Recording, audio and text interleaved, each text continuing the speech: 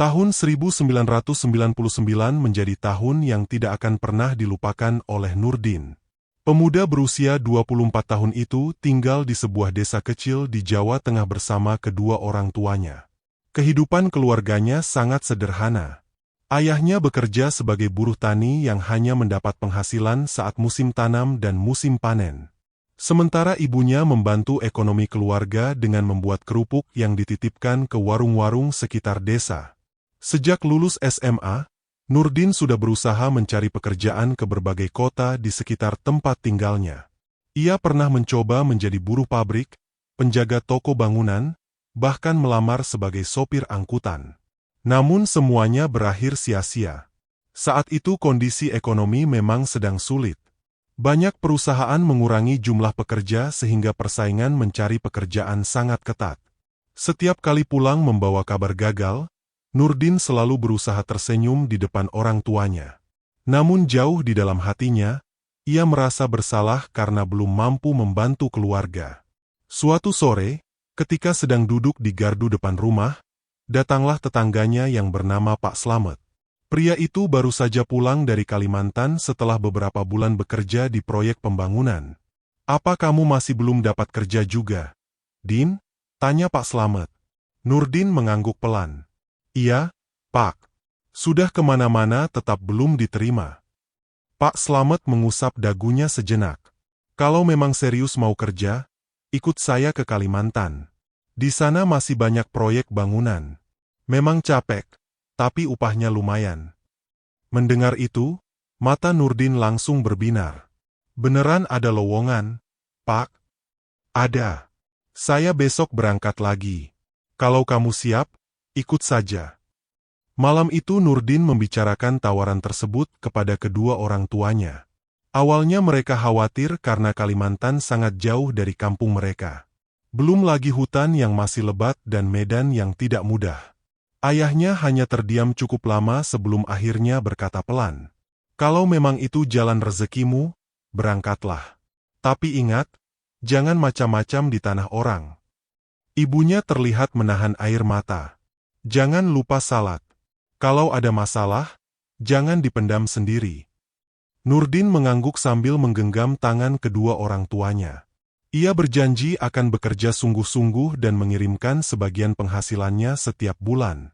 2 hari kemudian, ia berangkat bersama Pak Slamet menggunakan bus menuju Pelabuhan Tanjung Perak di Surabaya. Dari sana mereka menyeberang menggunakan kapal penumpang menuju Kalimantan. Perjalanan laut memakan waktu beberapa hari. Kapal dipenuhi para perantau dari berbagai daerah. Ada yang ingin bekerja di perkebunan, tambang, hingga proyek pembangunan. Nurdin lebih banyak diam. Ia sering berdiri di dek kapal sambil memandangi lautan yang seolah tidak ada ujungnya. Sesekali ia teringat wajah kedua orang tuanya yang ditinggalkan di kampung. Sesampainya di Kalimantan, udara langsung terasa berbeda. Hawa lebih lembab dan pepohonan tampak jauh lebih besar dibandingkan yang biasa ia lihat di Jawa. Pak Slamet mengajak Nurdin menuju sebuah kota kecil, tempat para mandor proyek biasanya mencari tenaga kerja. Di sebuah warung kopi dekat pasar, beberapa mandor duduk sambil berbincang.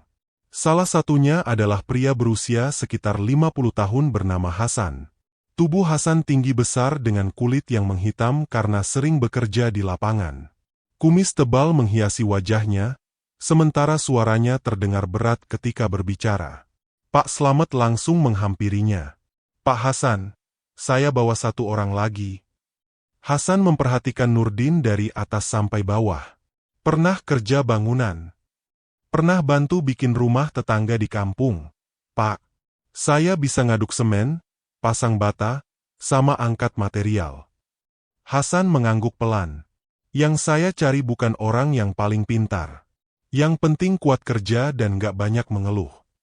"Saya siap, Pak." Hasan kembali menatap Nurdin beberapa detik sebelum akhirnya berkata, "Besok pagi ikut rombongan saya." Nurdin merasa sangat lega. Akhirnya ia mendapatkan pekerjaan setelah berbulan-bulan menganggur. Malam itu para pekerja menginap di sebuah rumah kontrakan sederhana. Di sana Nurdin berkenalan dengan beberapa orang lain. Ada Jono dari Solo yang terkenal banyak bicara. Ada Rashid dari Madura yang sudah berpengalaman menjadi tukang kayu. Ada Wahyu dari Banyumas yang baru pertama kali merantau seperti dirinya. Suasana malam dipenuhi obrolan mengenai proyek yang akan mereka kerjakan. Katanya lokasi proyek jauh banget, ujar Jono. Jauh itu biasa, jawab Rashid sambil tertawa. Tapi katanya belum pernah ada yang bangun di sana.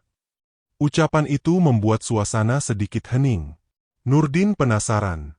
Memangnya kampung baru ya? Rashid mengangkat bahu. Nggak tahu juga. Yang penting kerja. Kalau banyak tanya nanti malah nggak jadi berangkat.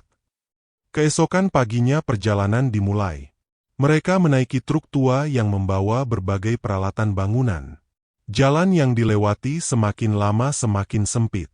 Aspal berubah menjadi tanah merah. Rumah-rumah penduduk mulai jarang terlihat. Sekitar 4 jam kemudian rombongan tiba di sebuah dermaga kecil. Di sana sudah menunggu beberapa perahu kayu panjang bermesin. Semua barang dipindahkan ke atas perahu. Perjalanan menyusuri sungai berlangsung hampir 5 jam. Air sungai berwarna kecoklatan. Di kanan kiri hanya terlihat hutan lebat dengan pohon-pohon tinggi yang seolah menutupi langit. Sesekali terdengar suara burung enggang terbang melintas. Kadang muncul monyet bergelantungan di dahan pohon. Namun semakin jauh masuk ke pedalaman, suasana berubah semakin sunyi. Tidak ada lagi perkampungan. Tidak ada perahu nelayan. Yang terdengar hanya suara mesin perahu dan gesekan ranting-ranting pohon. Menjelang sore mereka tiba di sebuah tepian sungai. Perjalanan ternyata belum selesai. Semua pekerja harus memikul peralatan masing-masing lalu berjalan kaki memasuki hutan. Jalur setapak yang mereka lalui sangat sempit. Akar pohon menjulur ke mana-mana. Tanah menjadi licin karena sering diguyur hujan. Beberapa kali Nurdin hampir terpeleset. Meski begitu, Hasan terus berjalan tanpa banyak bicara seolah sudah hafal setiap belokan. Hampir 2 jam kemudian, pepohonan mulai berkurang. Di depan mereka akhirnya terlihat sebuah perkampungan. Nurdin langsung berhenti melangkah. Kampung itu berbeda dari yang ia bayangkan. Rumah-rumahnya semuanya terbuat dari kayu ulin dengan ukuran besar. Bentuknya menyerupai rumah adat, tetapi dibangun sangat rapi dan berjajar teratur. Jalan di tengah kampung bersih tanpa rumput liar. Tidak terlihat sampah sedikit pun. Beberapa warga sedang berdiri di depan rumah sambil memperhatikan kedatangan rombongan pekerja. Mereka mengenakan pakaian yang sangat rapi meski berada di tengah pedalaman. Yang membuat Nurdin merasa aneh adalah ekspresi mereka. Semua tersenyum dengan cara yang sama. Tidak berlebihan. Tidak juga ramah seperti biasanya. Senyum itu terasa datar dan sulit dijelaskan. Seorang wanita tua menghampiri Hasan. Mereka berbicara dengan bahasa yang tidak dimengerti Nurdin. Setelah percakapan selesai, Hasan memanggil seluruh pekerja. Dengar baik-baik. Semua langsung berkumpul. Kalian akan tinggal di barak sebelah timur kampung. Hasan menunjuk sebuah bangunan kayu yang cukup besar. Kerja dimulai besok pagi. Ia berhenti sejenak lalu melanjutkan dengan nada lebih serius. Ada beberapa aturan yang harus kalian patuhi. Semua pekerja memperhatikan. Pertama, jangan keluar barak setelah matahari terbenam. Kedua, jangan berkeliaran sendirian. Ketiga, jangan pernah bertanya soal warga kampung ini. Jono yang terkenal usil langsung mengangkat tangan. Kalau ada apa-apa gimana, Pak? Hasan menatapnya tajam. Ikuti aturan saja. Jawaban itu justru membuat rasa penasaran para pekerja semakin besar. Menjelang malam, Nurdin duduk di depan barak sambil memperhatikan suasana sekitar. Matahari perlahan tenggelam di balik pepohonan. Beberapa menit kemudian seluruh warga kampung masuk ke rumah masing-masing. Tidak terdengar lagi suara percakapan. Kampung berubah sangat sepi. Yang membuat Nurdin semakin heran, tidak ada satupun tiang listrik di sekitar kampung. Namun ketika malam benar-benar tiba, seluruh jalan dan rumah terlihat terang. Bukan karena lampu minyak. Bukan pula karena obor. Cahaya itu muncul begitu saja, menyinari setiap sudut kampung dengan warna kekuningan yang lembut. Nurdin berdiri sambil memperhatikan keadaan di luar. Jono ikut melihat dari sampingnya. "Din, kamu lihat juga?" "Iya." "Ini lampunya dari mana?" Nurdin menggeleng pelan. "Entahlah." Belum sempat mereka berbicara lebih jauh, suara Hasan terdengar dari dalam barak. "Masuk semua. Jangan ada yang di luar." Keduanya segera menutup pintu. Malam pertama di pedalaman Kalimantan itu menjadi awal perjalanan yang tidak pernah dibayangkan oleh Nurdin. Saat itu ia masih mengira semua keanehan yang dilihatnya hanyalah bagian dari kehidupan masyarakat yang tinggal jauh dari kota. Ia belum tahu bahwa proyek bangunan yang akan dikerjakannya bukanlah proyek biasa, dan kampung yang kini menjadi tempat tinggalnya menyimpan rahasia yang akan mengubah seluruh jalan hidupnya. Pagi pertama bekerja dimulai sejak matahari belum benar-benar tinggi. Setelah sarapan sederhana di barak, seluruh pekerja langsung dibagi tugas oleh Mandor Hasan. Ada yang mengangkat kayu ulin, ada yang memasang tiang rumah, ada yang membuat pondasi, sementara Nurdin ditugaskan membantu Rashid memasang dinding kayu pada salah satu rumah yang masih berupa rangka. Sejak pagi hingga sore mereka bekerja tanpa banyak istirahat. Kayu-kayu yang digunakan berukuran besar dan sangat berat. 4 orang harus mengangkat satu batang kayu agar bisa dipasang pada posisinya. Meski pekerjaannya melelahkan, Nurdin merasa upah yang dijanjikan sepadan. Ia membayangkan uang hasil kerjanya nanti bisa dipakai memperbaiki rumah orang tuanya di Jawa. Hari pertama berjalan tanpa kejadian aneh.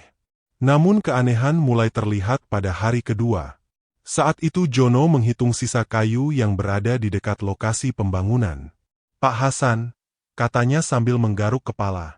"Ada apa?" "Kayu kita tinggal sedikit." Hasan hanya menjawab singkat. "Lanjutkan kerja saja." Menjelang sore, benar saja.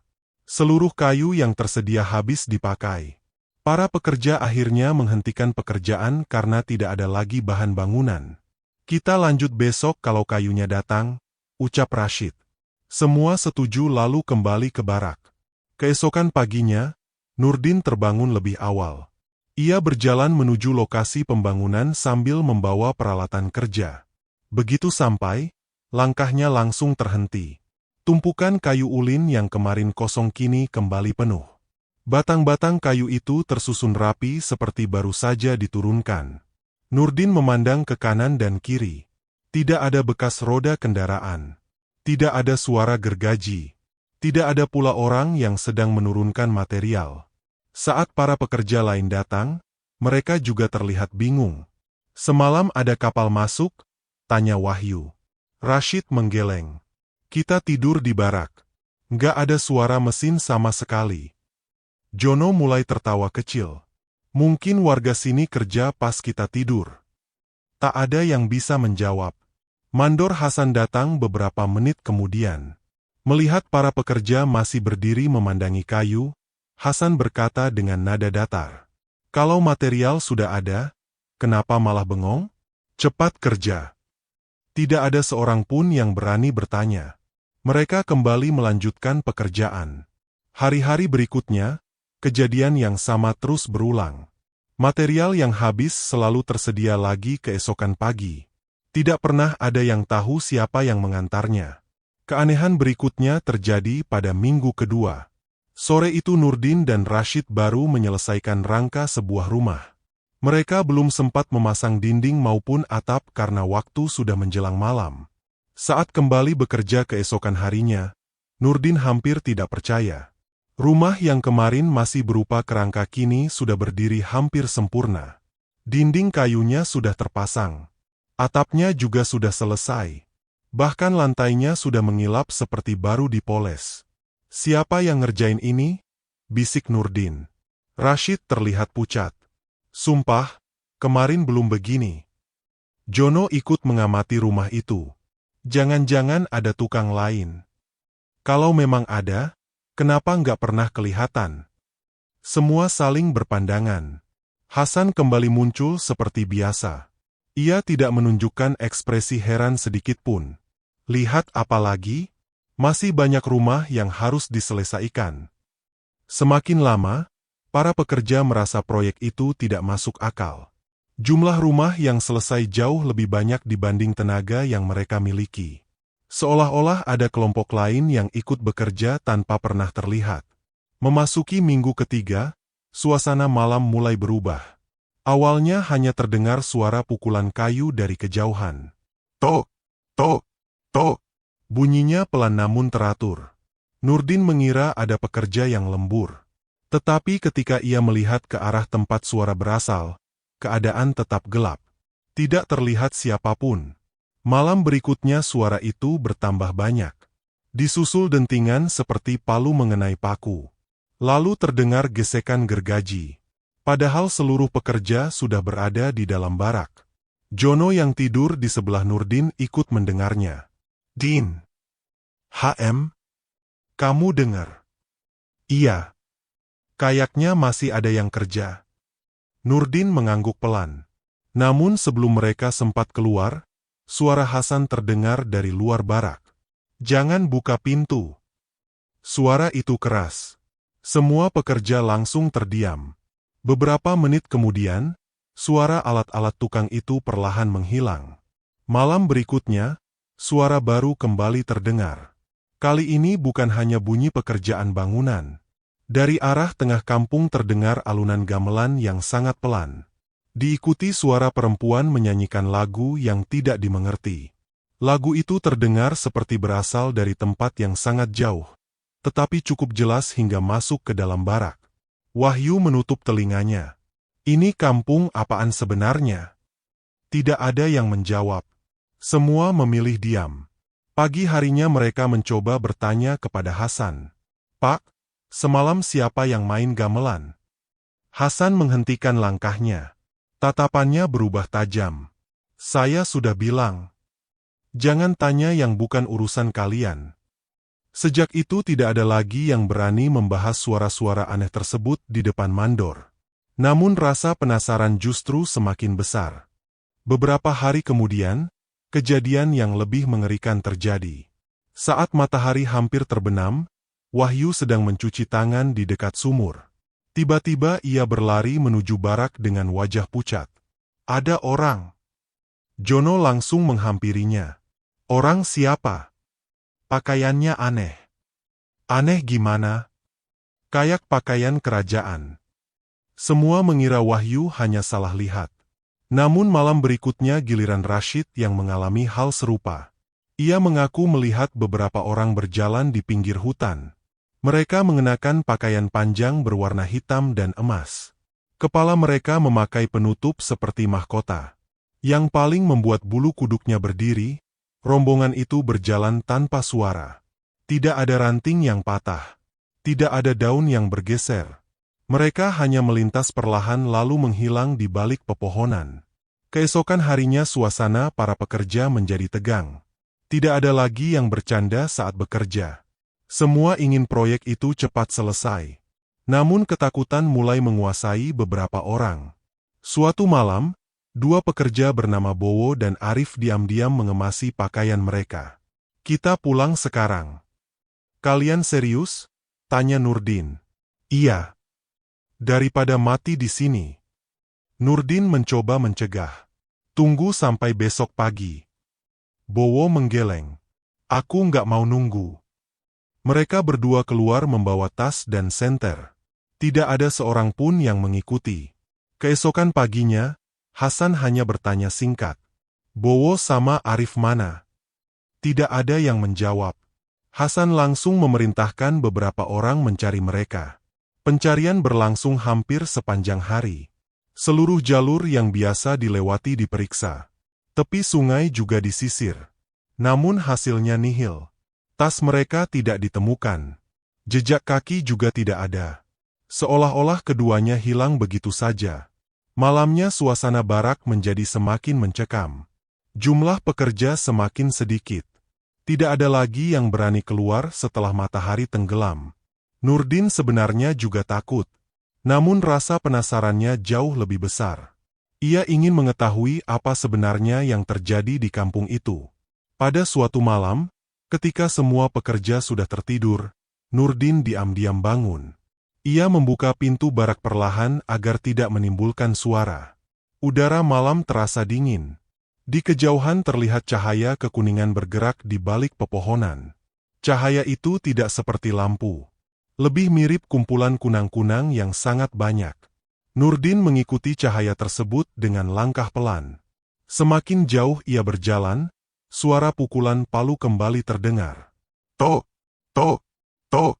Disusul suara gergaji dan orang-orang berbicara menggunakan bahasa yang tidak ia pahami.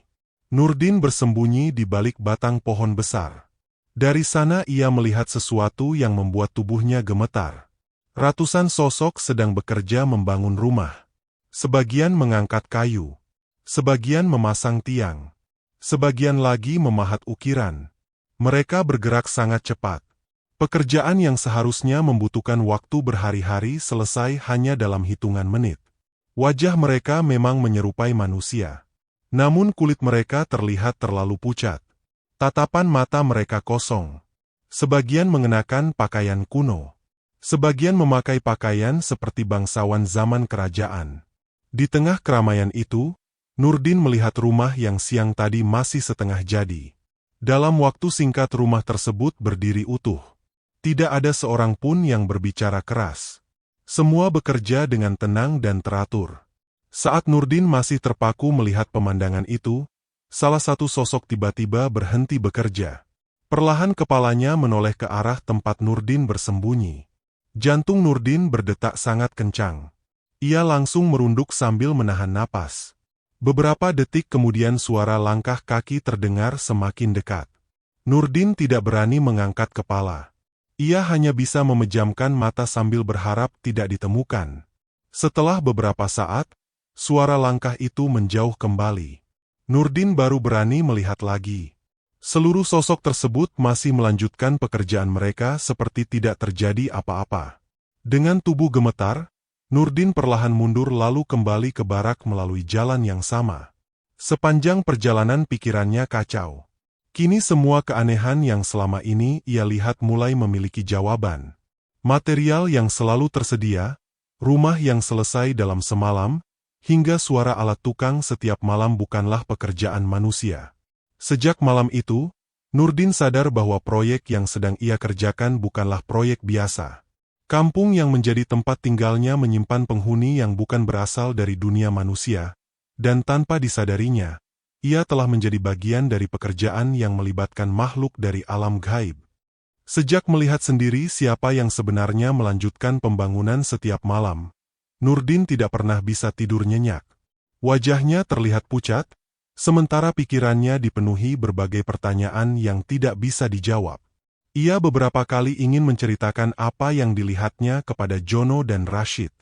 Namun setiap kali hendak membuka mulut, ia teringat dua pekerja yang hilang tanpa jejak setelah mencoba meninggalkan kampung itu. Akhirnya ia memilih diam. Meski begitu, keinginannya untuk pulang semakin kuat. Baginya, uang sebanyak apapun tidak sebanding jika harus mempertaruhkan nyawa. Pagi itu, setelah pekerjaan dimulai, Nurdin sengaja memperhatikan jalur yang biasa mereka lalui saat pertama datang ke kampung tersebut. Ia menghafalkan letak pohon besar, batu, dan aliran sungai kecil yang berada di sekitar lokasi. Dalam pikirannya, ia akan mencoba keluar saat waktu istirahat siang, ketika para pekerja lain sibuk makan. Kesempatan itu akhirnya datang. Saat semua orang berkumpul di barak untuk makan siang, Nurdin berpura-pura mengambil alat yang tertinggal. Setelah memastikan tidak ada yang memperhatikannya, ia berjalan cepat menuju jalur setapak yang mengarah ke hutan. Awalnya semua terlihat normal. Ia melewati pohon-pohon besar yang dipenuhi akar. Burung-burung hutan masih terdengar bersahutan. Sesekali ia melihat bekas pijakan yang menurutnya adalah jalur menuju sungai. Nurdin terus berjalan tanpa berhenti. 1 jam berlalu. 2 jam berlalu. Ia merasa seharusnya sudah sampai di tepian sungai tempat rombongan pertama kali turun dari perahu. Namun yang ia temukan justru sebuah jalan kecil yang terasa asing. Jangan-jangan aku salah belok. Ia mencoba berbalik arah. Kali ini ia memilih jalur yang berbeda. Tetapi setelah berjalan cukup lama, tubuhnya mendadak membeku. Di depannya berdiri sebuah rumah kayu yang sangat dikenalnya. Rumah itu adalah salah satu bangunan yang sedang mereka kerjakan. Nurdin langsung menoleh ke kanan dan kiri. Tak jauh dari sana terlihat barak tempat para pekerja tinggal. Ia kembali ke titik awal. Padahal ia yakin sudah berjalan sangat jauh. Dengan napas memburu, ia mencoba lagi melalui jalur lain. Hasilnya tetap sama. Setiap jalan yang dipilih selalu membawanya kembali ke kampung tersebut. Sore itu ia kembali bekerja dengan wajah kebingungan. Rashid yang melihat perubahan sikapnya bertanya pelan. "Kamu kenapa?" "Enggak apa-apa. Kamu kelihatan capek. Cuma kurang tidur." Nurdin sengaja tidak menceritakan percobaan melarikan diri itu. Ia takut membuat pekerja lain ikut panik. Malam harinya ia hampir tidak memejamkan mata. Begitu matahari terbit, ia mengambil keputusan nekat. Ia akan mencoba keluar sekali lagi, tetapi melalui arah sungai yang berada di belakang kampung. Saat waktu istirahat tiba, Nurdin berjalan seorang diri menyusuri semak-semak. Perjalanan kali ini lebih sulit karena jalurnya hampir tertutup tanaman liar. Beberapa kali bajunya tersangkut duri. Sekitar 1 jam kemudian, suara gemericik air mulai terdengar.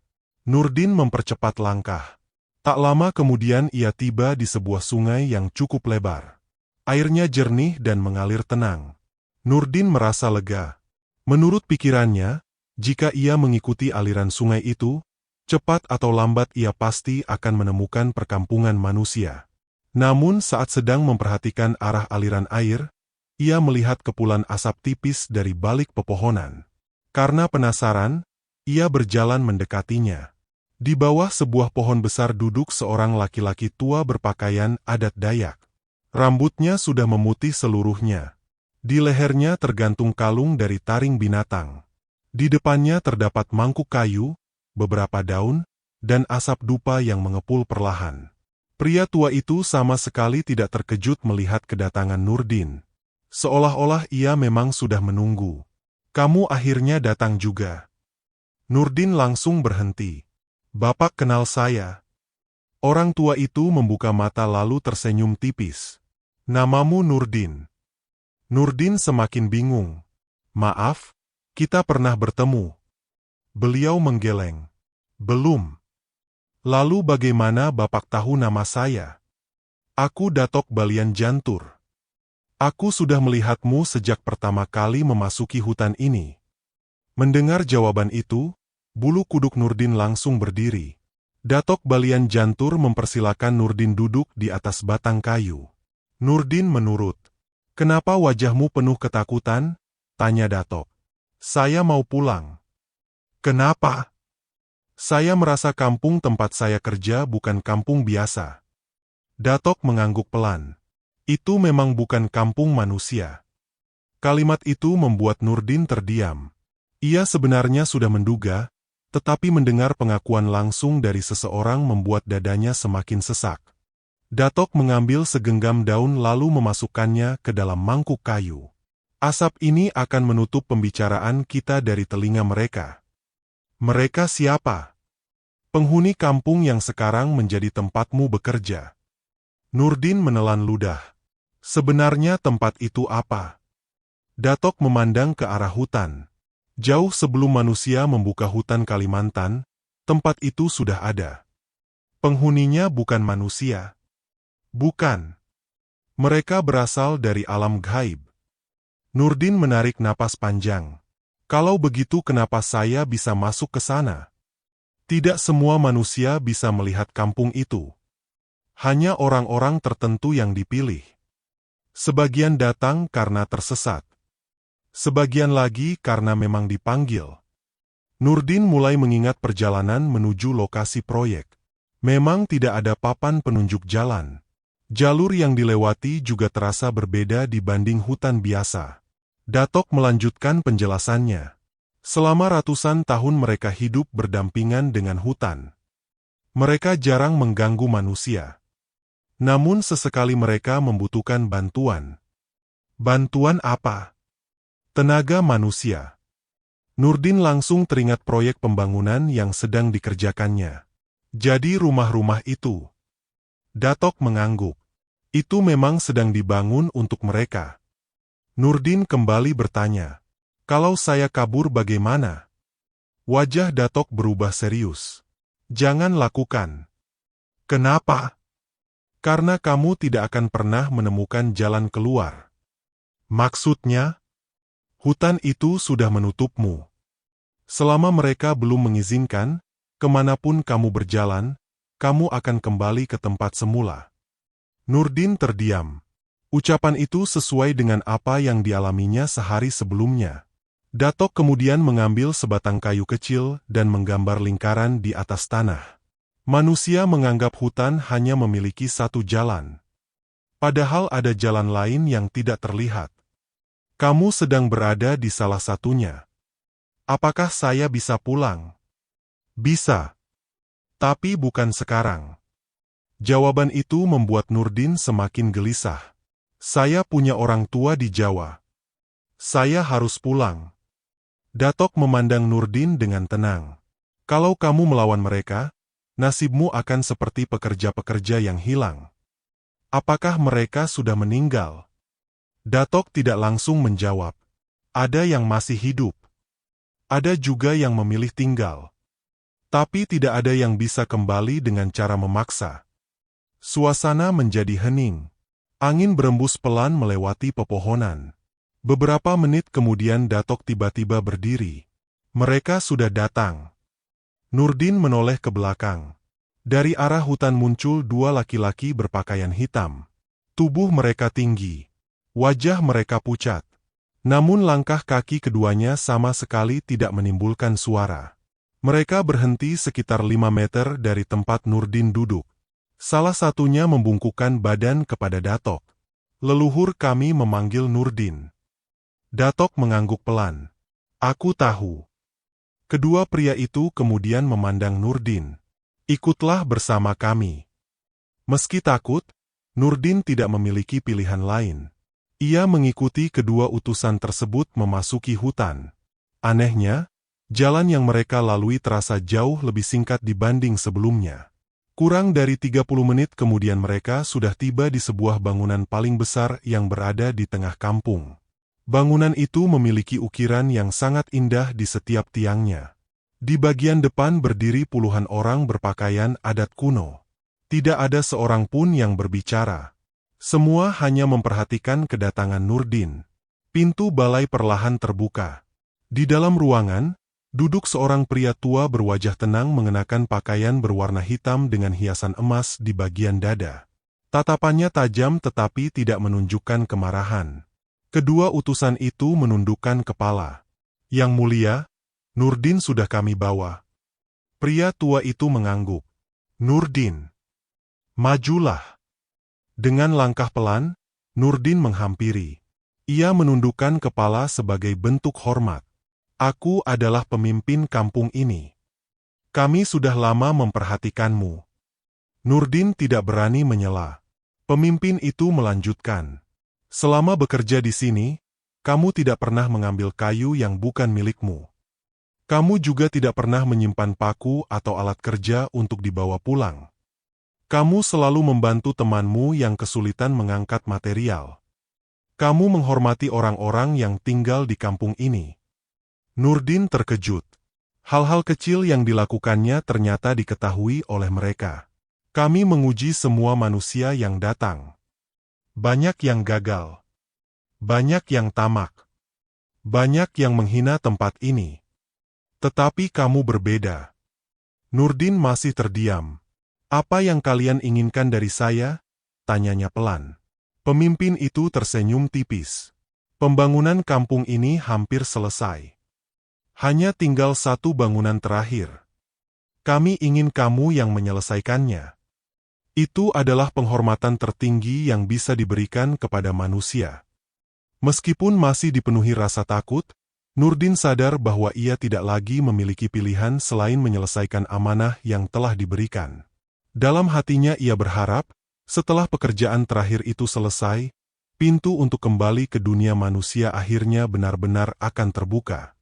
Sejak pertemuannya dengan Raja Gaib, kehidupan Nurdin berubah. Ia tidak lagi bekerja bersama para kuli bangunan lainnya. Setiap pagi, dua orang berpakaian hitam datang menjemputnya menuju bangunan terakhir yang harus diselesaikan.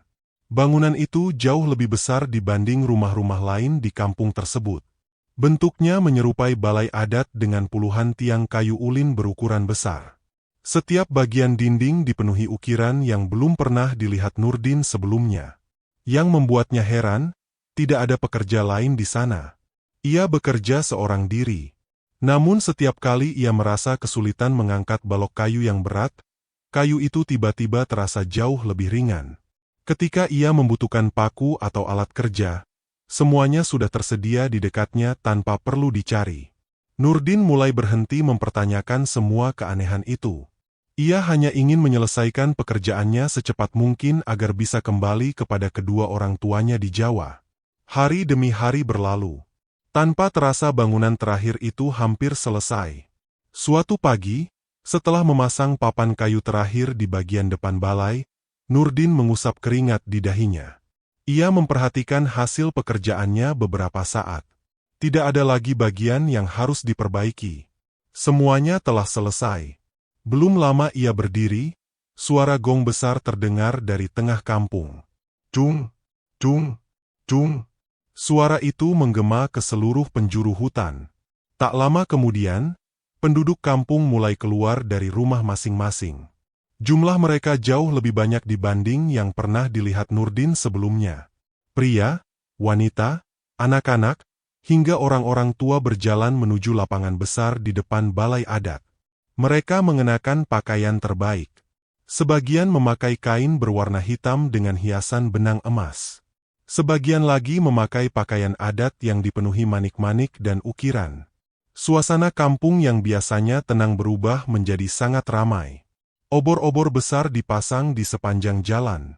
Meja-meja kayu dipenuhi berbagai makanan yang belum pernah dilihat Nurdin. Buah-buahan berwarna mencolok tersusun rapi. Ada daging panggang, ikan sungai, ketan, dan minuman yang disajikan di dalam kendi tanah liat. Nurdin berdiri kebingungan.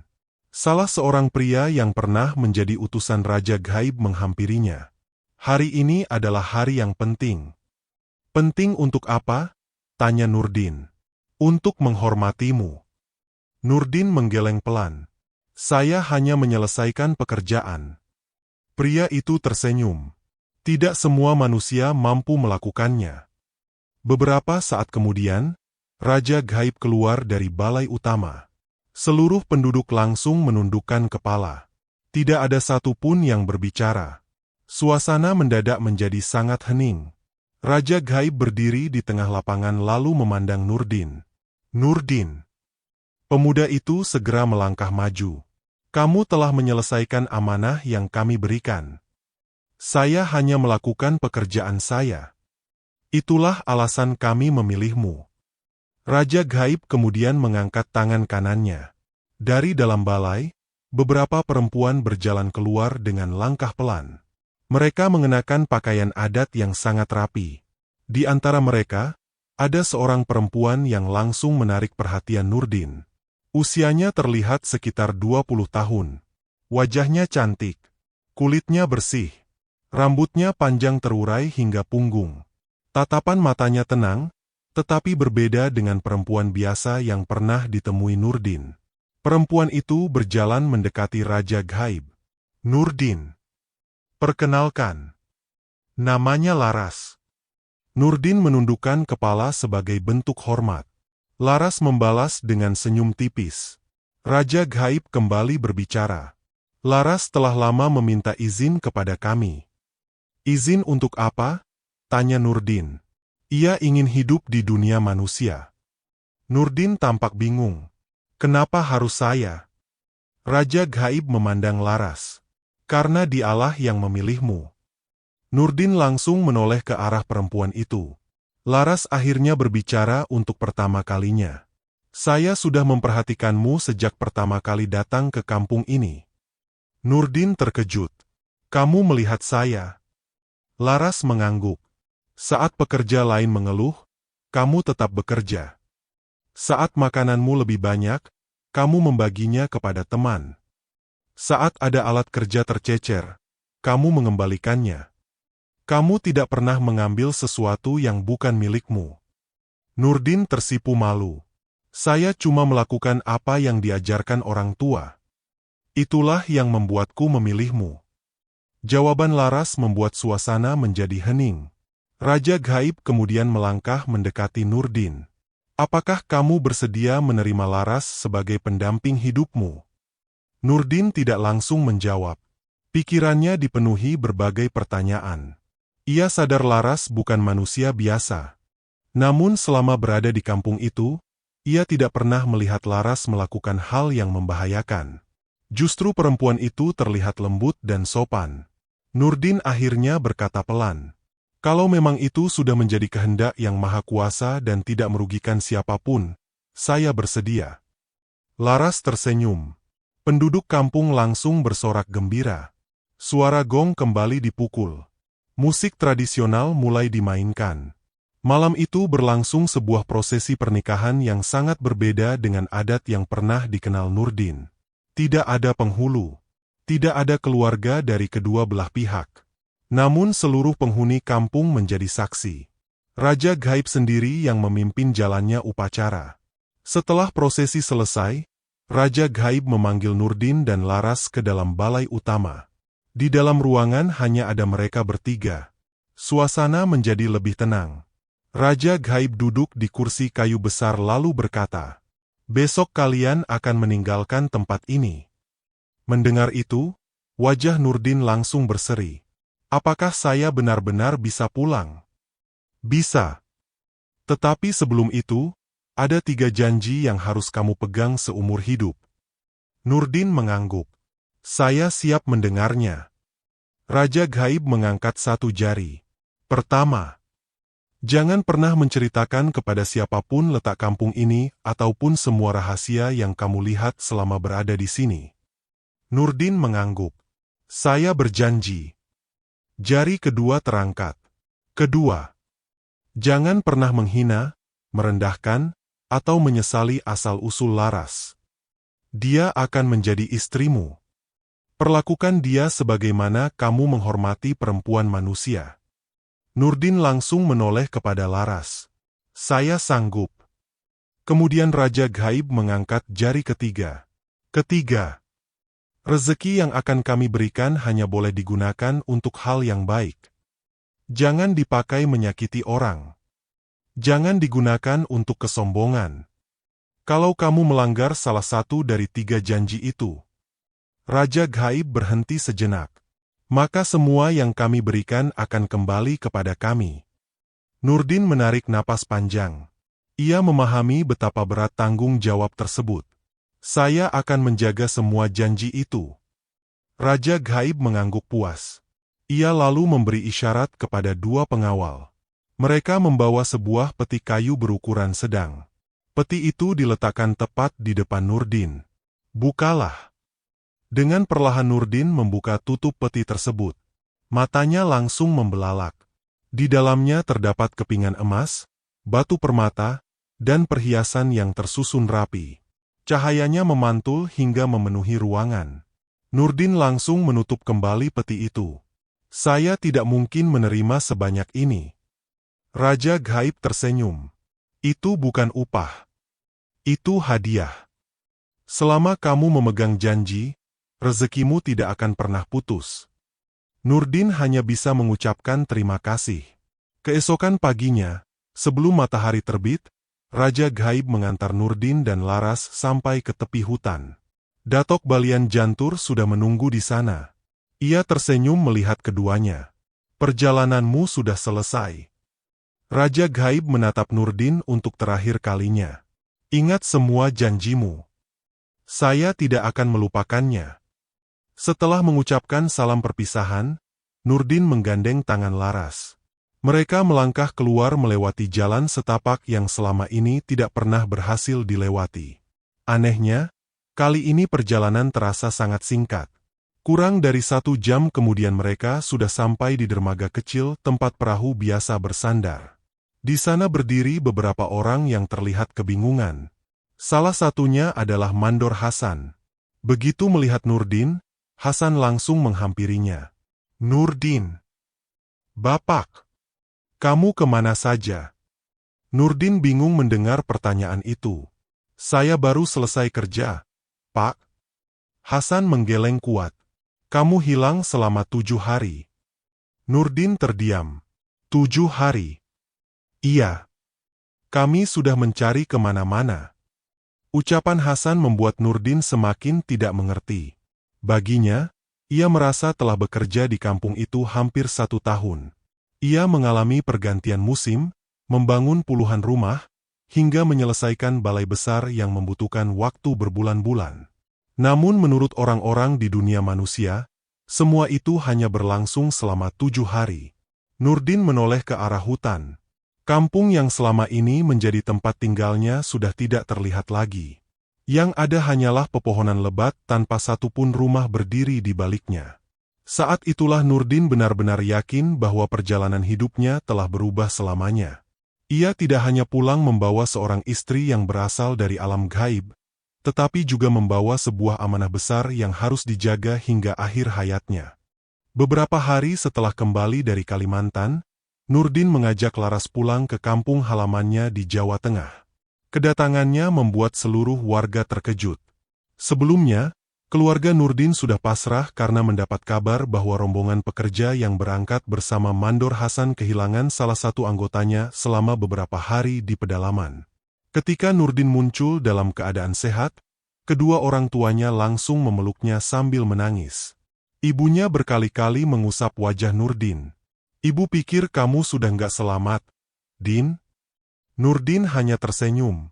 "Alhamdulillah saya masih diberi keselamatan." Perhatian warga kemudian beralih kepada Laras yang berdiri di samping Nurdin. "Siapa perempuan itu?" "Itu istriku." Jawaban singkat itu membuat warga semakin penasaran. Tidak ada yang tahu kapan Nurdin menikah. Saat berangkat ke Kalimantan, ia masih seorang pemuda lajang. Kini ia pulang bersama seorang perempuan cantik yang sopan dan murah senyum. Meski dipenuhi pertanyaan, Nurdin hanya menjelaskan bahwa ia bertemu Laras ketika bekerja di Kalimantan. Ia tidak pernah menceritakan hal lain. Beberapa hari kemudian, Nurdin membuka peti kayu yang diberikan Raja Gaib. Di dalamnya masih tersimpan emas dan batu permata dalam jumlah yang sama seperti pertama kali ia menerimanya. Ia tidak menjual semuanya. Nurdin hanya membawa beberapa keping emas ke kota untuk dijual melalui toko emas yang terpercaya. Hasil penjualannya dipakai membeli sebidang tanah di pinggir jalan utama desa. Di atas tanah itu, Nurdin membangun sebuah toko material sederhana. Ia menjual semen, pasir, batu bata, kayu, paku, seng, dan berbagai perlengkapan bangunan. Pengalamannya sebagai kuli membuat Nurdin memahami kebutuhan para tukang. Ia selalu menyediakan barang yang lengkap dengan harga yang wajar. Perlahan-lahan tokonya mulai ramai. Para tukang bangunan dari desa sekitar lebih memilih membeli bahan bangunan di tempat Nurdin karena pelayanannya baik dan barangnya berkualitas.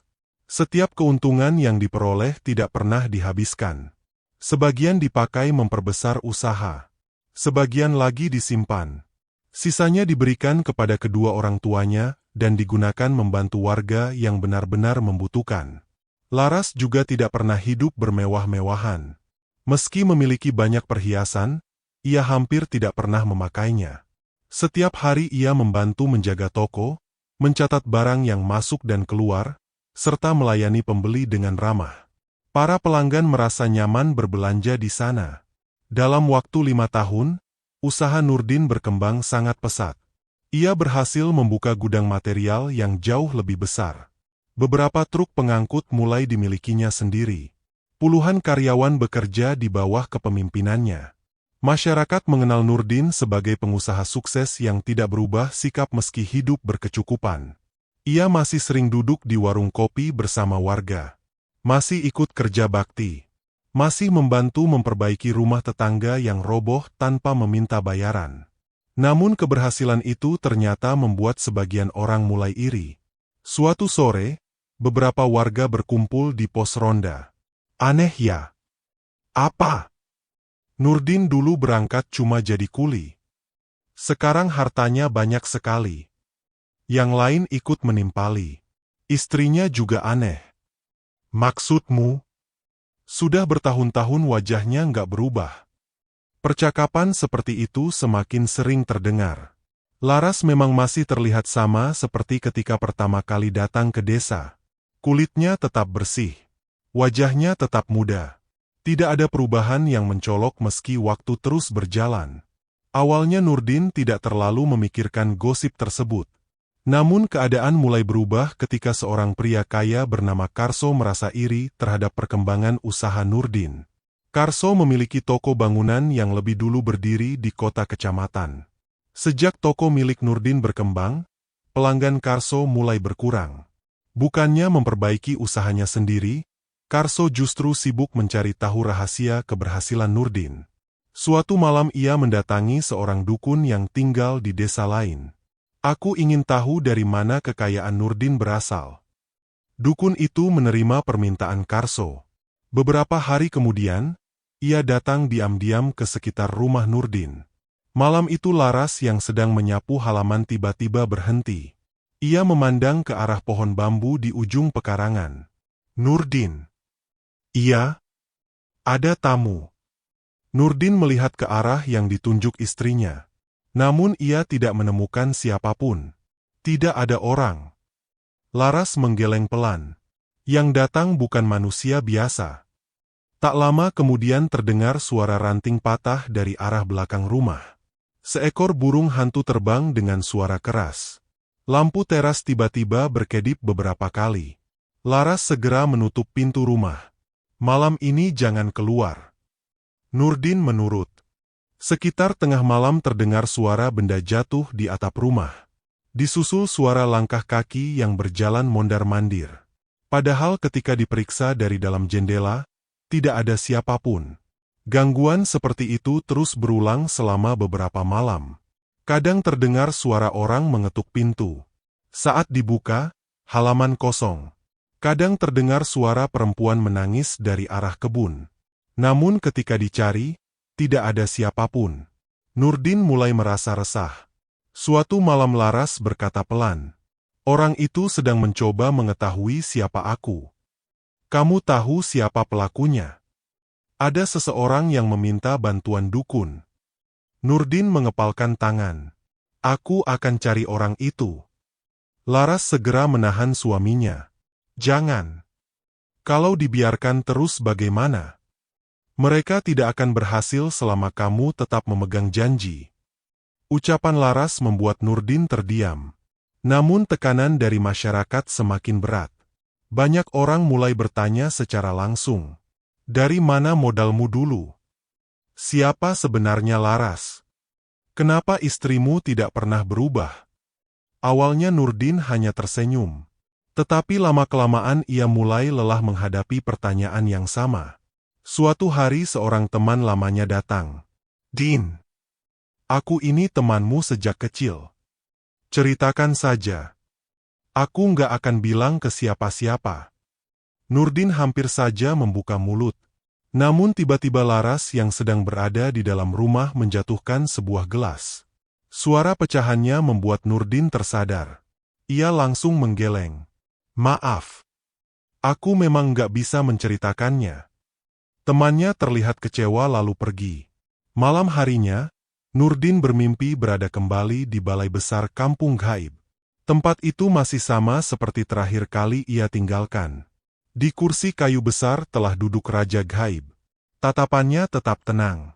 "Nurdin." Pemuda itu langsung menundukkan kepala. "Ampuni saya kalau hampir melakukan kesalahan." Raja Gaib mengangguk pelan. "Hari ini kamu masih mampu menahan diri. Tetapi hatimu mulai goyah." Nurdin tidak membantah. "Saya lelah terus dicurigai." "Itulah ujianmu." Raja Gaib kemudian mengangkat tangan. Dalam sekejap, peti kayu berisi emas muncul di hadapan mereka. Perlahan peti itu berubah menjadi debu lalu menghilang. Semua yang kami berikan bisa kembali kapan saja. Nurdin merasakan dadanya berdebar. Kekayaan bukan hadiah tanpa syarat. Itu adalah amanah. Kalau amanah itu kamu khianati, tidak akan ada yang tersisa. Nurdin langsung berlutut. Saya akan menjaga janji saya. Saat terbangun menjelang subuh, tubuhnya dipenuhi keringat. Ia segera mengambil air wudhu dan salat.